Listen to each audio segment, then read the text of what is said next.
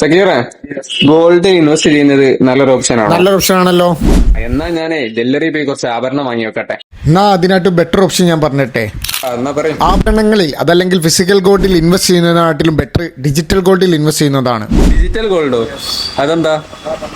നമ്മൾ വാങ്ങുന്ന ഫിസിക്കൽ ഗോൾഡിന്റെ ഡിജിറ്റൽ പതിപ്പിനെയാണ് ഡിജിറ്റൽ ഗോൾഡ് എന്ന് പറയുന്നത്. 24 ക്യാരറ്റുള്ള സ്വർണത്തിനെ വ്യത്യസ്തമാക്കുന്നത് പണിക്കൂലി, പണിക്കുറവ് തുടങ്ങിയ എക്സ്പെൻസ് ഇതിന് വരുന്നില്ല എന്നതാണ്.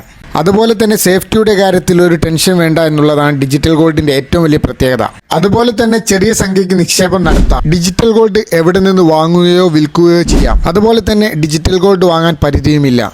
നാണയമായോ ബിസ്ക്കറ്റായോ വാങ്ങാം. നമ്മൾ ഇത്തരത്തിൽ വാങ്ങിയ ഗോൾഡ് ഫിസിക്കലായി ലഭിക്കാൻ നമ്മൾ വാങ്ങിയ കമ്പനിയുമായി ബന്ധപ്പെട്ട് വാങ്ങാവുന്നതാണ്. സക്കീറെ, ഈ ഡിജിറ്റൽ ഗോൾഡ് എങ്ങനെയാണ് വാങ്ങുന്നത്? റെപ്യൂട്ടഡ് ഡീലേഴ്സ് അതല്ലെങ്കിൽ ബ്രോക്കേഴ്സിന്റെ അടുത്ത് നിന്ന് വാങ്ങാൻ ശ്രമിക്കും. അതുപോലെ തന്നെ ഫോൺ പേ, ഗൂഗിൾ പേ, ആമസോൺ, പേടിഎം തുടങ്ങിയ മൊബൈൽ വാലറ്റ് വഴി വാങ്ങാൻ പറ്റും. അതുപോലെ തന്നെ ഫിസിക്കൽ ഗോൾഡിന്റെ പ്രൈസ് എങ്ങനെയാണോ അപ്പ് ആവുന്നത്, അതുപോലെ ഡിജിറ്റൽ ഗോൾഡിന്റെ പ്രൈസും അപ്പ് ആവുന്നതാണ്.